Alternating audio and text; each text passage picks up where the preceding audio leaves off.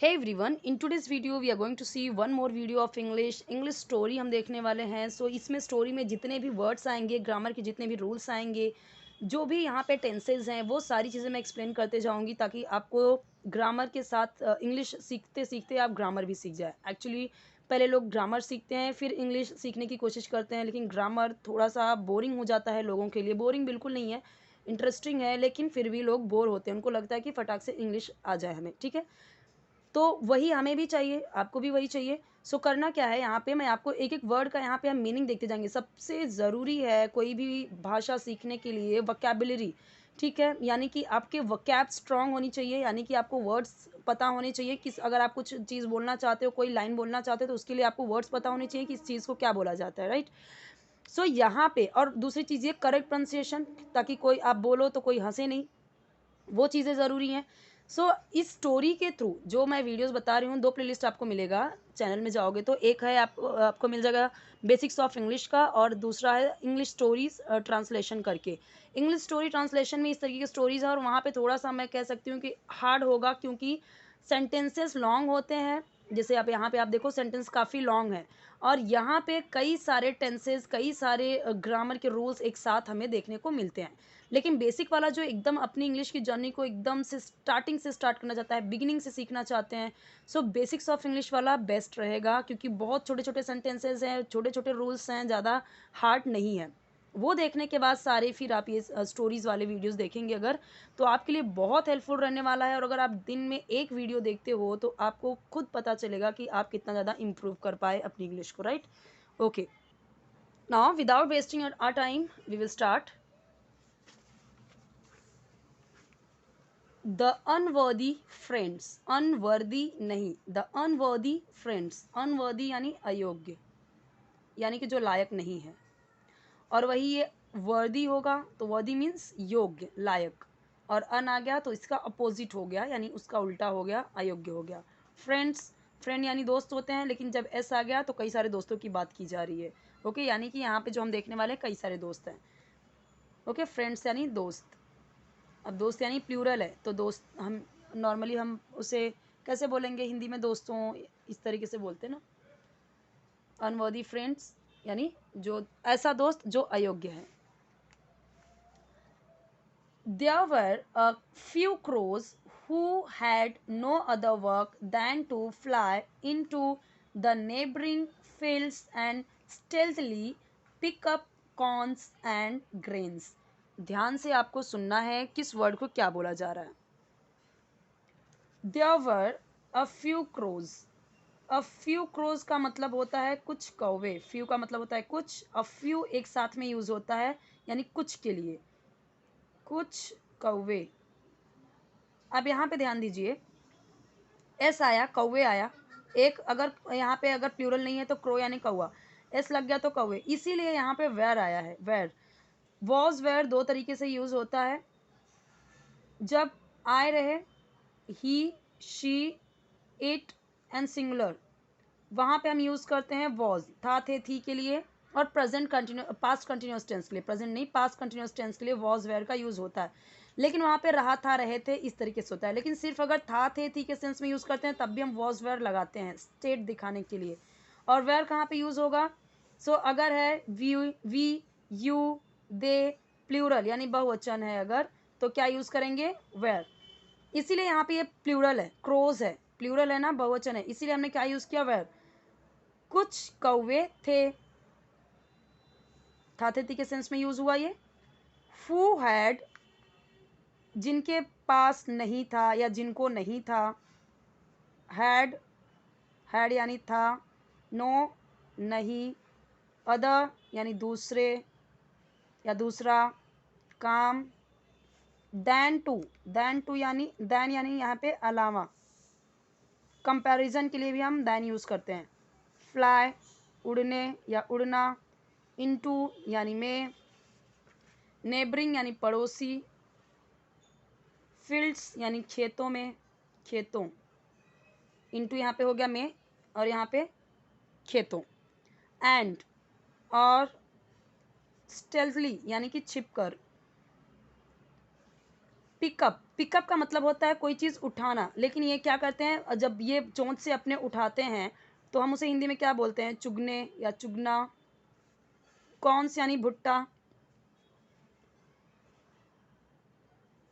मकई जो होता है, और अनाज ग्रेन्स है, यहाँ पे कॉर्न्स है, यानी एक कॉर्न तो उठाएंगे नहीं, एक ग्रेन तो उठाएंगे नहीं, कई सारे खाएंगे, इसलिए ग्रेन्स अनाज, कई सारे अनाज की बात की गई है। कॉर्न्स कई सारे कॉर्न्स, एक दो तो खाएंगे नहीं, एक तो खाएंगे नहीं, एक से ज़्यादा खाएंगे, एक से ज़्यादा हुआ इसीलिए एस आ गया, प्लूरल हो गया यहाँ पे अनाजों। There were a few crows who had no other work, कुछ कौवे थे जिनके पास कोई काम नहीं था, दैन टू फ्लाई उड़ने के अलावा, इनटू नेबरिंग फील्ड्स पड़ोसी खेतों में, और छिपकर या चोरी चुपके, कॉर्न्स एंड ग्रेन्स चुगने के, यानी कि कुछ कौवे थे जिनके पास कोई दूसरा काम नहीं था कॉर्न्स और ग्रेन्स को चुपके से चुगने के, यानी कुछ कौवे थे जिनके पास चोरी चुपके कॉर्न्स और ग्रेन्स को चुगने के अलावा और दूसरे के खेतों में उड़कर ये सारे अनाज चुगने के अलावा उनके पास कोई काम नहीं था। ऐसे सेंटेंस बनेगा। एक चीज़ ध्यान रखिए, आपको पूरे पूरे सेंटेंसेस को हिंदी में बना के देखने की ज़रूरत नहीं है।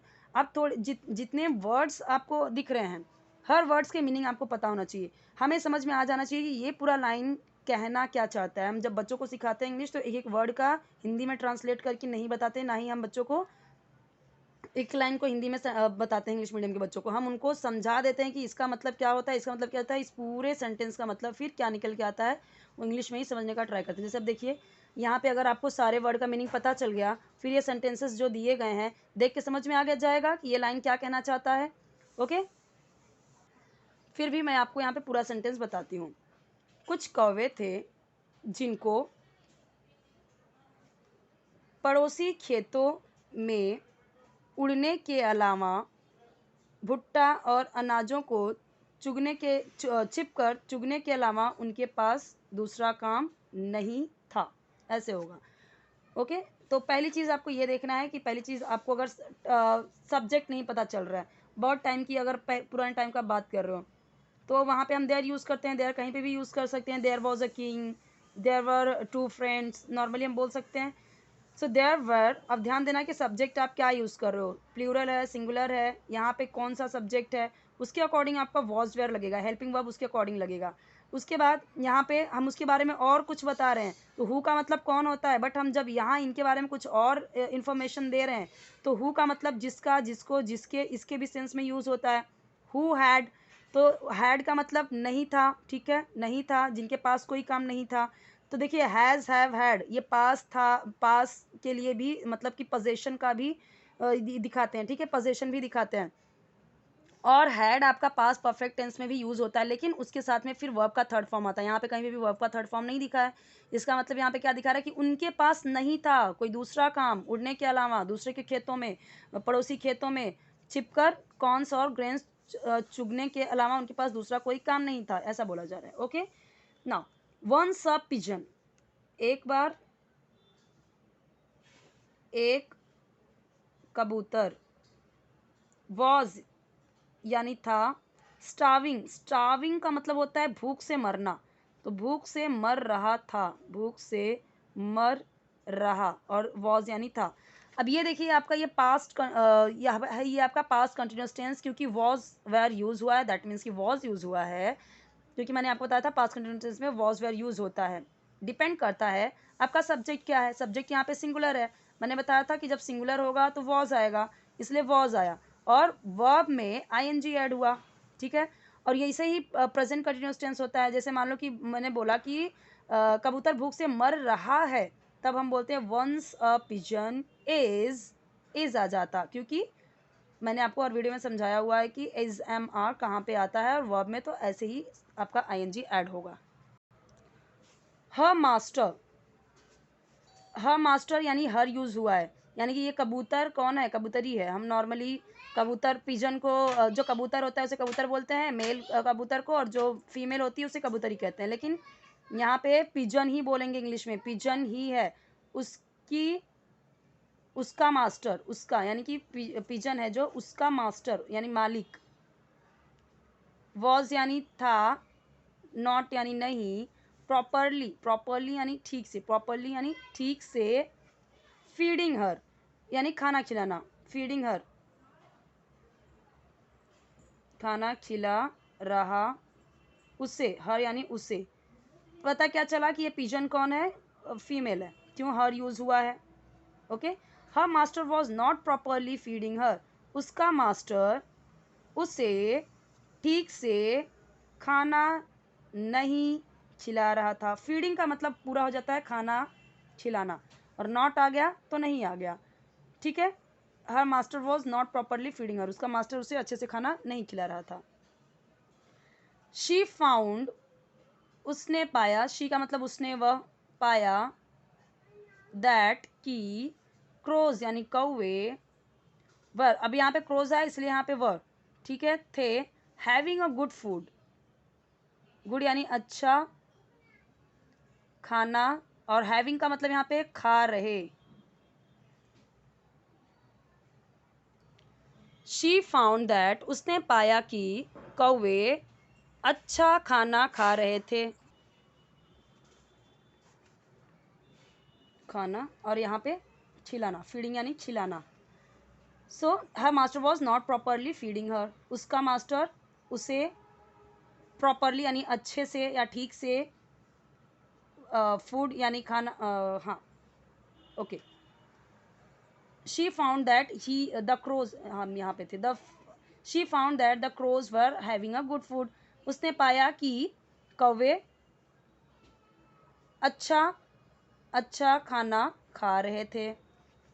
शी आस्क्ड, उसने पूछा, या ये क्या है आपका पास्ट इंडिफिनिट टेंस है यानी सिंपल पास्ट है, सब्जेक्ट के बाद तुरंत वर्ब में, ये वर्ब है आपका आस्क यानी पूछना, बट इसमें ईडी आया तो ये सेकंड फॉर्म हुआ, तो आस्क्ड यानी पूछा। द लीडर क्रो, तो लीडर मतलब क्या होता है, जो लीडर होता है, ठीक है, जो मतलब हेड होता है अब यहाँ पे कई सारे हैं तो इसमें कोई ना कोई तो लीडर होगा, कोई ना कोई इसमें एक मुखिया होगा, तो यानी लीडर मतलब हम नॉर्मली नेता भी कहते हैं, नेता कौआ। अब नॉर्मली अगर हम देखें तो अब इनमें तो कोई नेता रहेगा नहीं, लेकिन हम हिंदी में बोलते हैं ना कि जो लीडर, लीडर यानी नेता। अब यहाँ पे लीडर कौन, जो लीड कर रहा है इन लोगों को, जो गाइड करता है इन लोगों को, जो हमें कोई ना कोई हमेशा होता है हर ग्रुप में लीडर, जो गाइड करता है लोगों को, वो सारी चीज़ें। शी आज द लीडर क्रो, उसने लीडर कौवे से पूछा। हेलो क्रो लीडर, हेलो का मतलब आपको पता ही है, सब लोग बोलते हैं हेलो। क्रो लीडर, क्रो यानी कौवा नेता, या इंग्लिश में हम नॉर्मली यही बोलेंगे, hello crow leader, you have nice food every day, you have,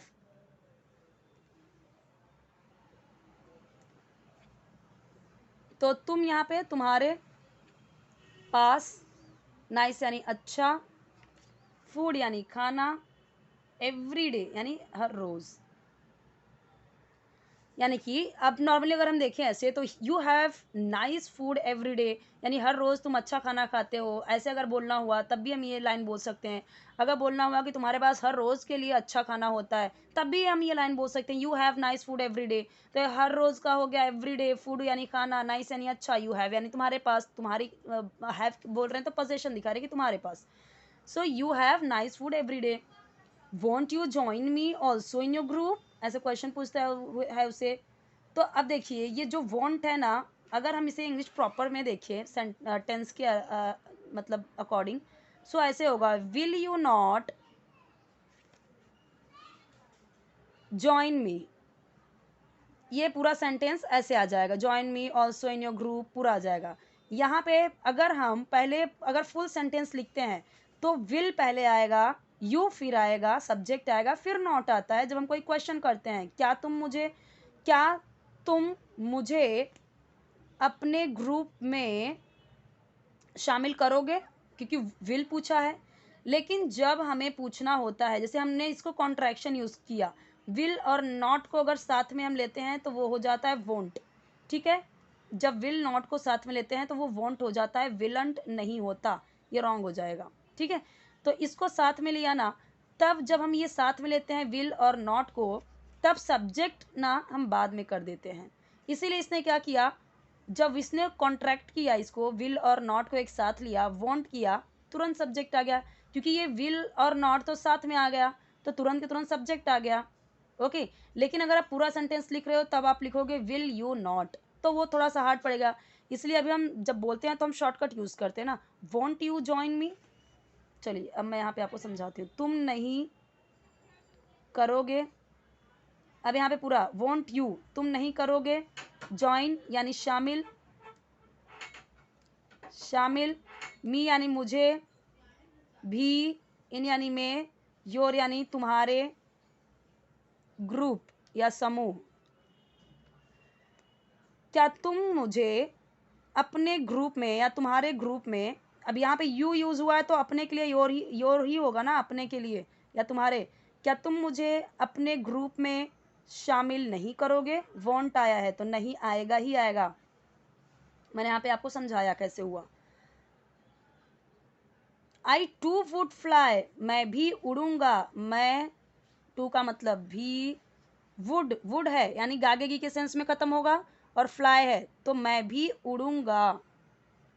यहाँ पे आप मेरी हिंदी पे मत जाइए, ठीक है, मैं इंग्लिश सीख रहे हैं तो इंग्लिश पे ही जाइए। हिंदी सिर्फ मैं इसलिए लिख रही हूँ आपके लिए कि आप नोट डाउन कर सको, जिनको नोट डाउन करना है, क्योंकि यहाँ पे काफ़ी हार्ड वर्ड होते हैं, रूल्स भी हैं, तो आपको अगर नोट डाउन करना है तो आप नोट डाउन कर सकते हो। हिंदी हमें मतलब नहीं है, यहाँ पे हिंदी हमें बहुत अच्छे से आती है, मैं इंग्लिश सीखना है, राइट। आई टू, मैं भी उड़ूंगा, विद यू, साथ तुम्हारे, विद यू यानी तुम्हारे साथ, एंड एन्जॉय और आनंद लूँगा, गुड फूड अच्छे खाने का या अच्छे भोजन का। अब पूरा सेंटेंस क्या होगा आप खुद समझिए। अब यहाँ पे बताइए सेंटेंस समझना हिंदी में क्या हार्ड है। जब हमें हर वर्ड का मीनिंग ही पता चल गया तो सेंटेंस आप खुद से बनाइए। देखिए, आई टू वुड फ्लाई, मैं भी तुम्हारे साथ उड़ूंगा और अच्छे भोजन का एंजॉय करूंगा, आनंद लूंगा। एक चीज़ ध्यान दीजिए, हमें पता है एंजॉय का मतलब, गुड का मतलब, फूड का मतलब, विद का मतलब, यू का मतलब, हर वर्ड का मतलब हमें पता है। बहुत ईजी है ये सारी चीज़ें, आपको भी पता होगा। तो हम ज़्यादातर हिंदी में भी इन्हीं वर्ड्स का यूज़ करेंगे। डायरेक्ट एंजॉय बोलेंगे, आनंद कहाँ बोलते हैं, अभी कोई एंजॉय ही बोलते हैं, बहुत एंजॉय किया, गए थे पिकनिक, स्कूल गए में आज हमने ये किया, आज बहुत एंजॉय किया। नॉर्मली हम यही चीज़ें बोलते हैं। गुड, गुड, वेरी गुड, वो भी हम बोलते हैं, फूड भी बोलते हैं, राइट। द लीडर क्रो, पता है आपको लीडर क्रो यानी कौन है? The leader crow was more then, was था, मोर देन यानी यहाँ पे बहुत, हैप्पी खुश, टू जॉइन शामिल होके या जॉइन करके, नॉर्मली हम ऐसे ही बोलते हैं जॉइन करके, शामिल होके, अ पिजन कबूतर, इन यानी में, हिज यानी उसके, ग्रुप, ग्रुप नॉर्मली अभी हम ग्रुप ही बोलते हैं, समूह इतना कौन ही बोलता है, right. So the leader crow was more than happy to join a pigeon in his group. So इसलिए ही, वह, रेडिली, रेडिली का मतलब तुरंत, रेडी बोलते ना, रेडी, तो यहाँ पे रेडी हो गया तो रेडिली यहाँ पे तुरंत। एक्सेप्टेड, एक्सेप्ट कर लिया यानी स्वीकार कर लिया।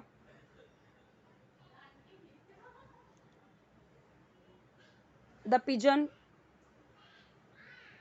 यहाँ पे अपोस्ट्रोफी एस है, अपोस्ट्रोफी एस यानी कि यहाँ पे जैसे मान लो ये कोई वर्ड है आपका और यहाँ पे ऐसे है, तो ये पिजन्स, ये वाला पिजन्स नहीं होगा, ये प्लूरल नहीं है, प्लूरल नहीं है, ये क्या है आपका अपोस्ट्रोफी एस यानी काके की के सेंस में यूज़ होगा ये। तो के, रिक्वेस्ट यानी, रिक्वेस्ट यानी यहाँ पे प्रार्थना या याचना।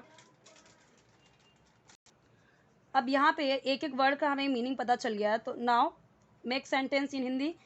The leader crow was more than happy, leader crow बहुत खुश था, टू जॉइन शामिल करके एक कबूतर को, इन हिज ग्रुप उसके ग्रुप में या उसके समूह में, इसीलिए वह तुरंत एक्सेप्ट कर लिया पिजन्स रिक्वेस्ट, पिजन के रिक्वेस्ट को, पिजन के प्रार्थना को उसने तुरंत एक्सेप्ट कर लिया। ओके, यानी कि वो बहुत खुश था एक कबूतर को अपने ग्रुप में ज्वाइन करके, सो उसने तुरंत के तुरंत उसकी रिक्वेस्ट को एक्सेप्ट कर ली। फ्रॉम दैट डे, फ्रॉम यानी से, दैट यानी उस दिन, from that day the pigeon, अभी हमें बहुत बार हमने देख लिया पिजन का मतलब क्या है, सो अभी बार बार हमें उसका वो हिंदी में ही जानना ज़रूरी है। Answer is no. अब ही आपको ऐसे ही समझना है कि इसका मतलब हमें पता चल गया तो हमें ऐसे ही उसे यूज़ करना है। From that day the pigeon began, begin, began, begun ये होता है कोई चीज़ स्टार्ट होना। देखिए बिगैन यानी लगा, लगा, लगे, लगी के सेंस में ही होता है। बिगिन, बिगैन, बिगन, ये फर्स्ट फॉर्म है आपका। Second form, third form. यहाँ पे क्या यूज़ हुआ है, तीनों का ही मतलब लगा, लगे, लगी के सेंस में यूज़ होता है, तीनों का ही मतलब।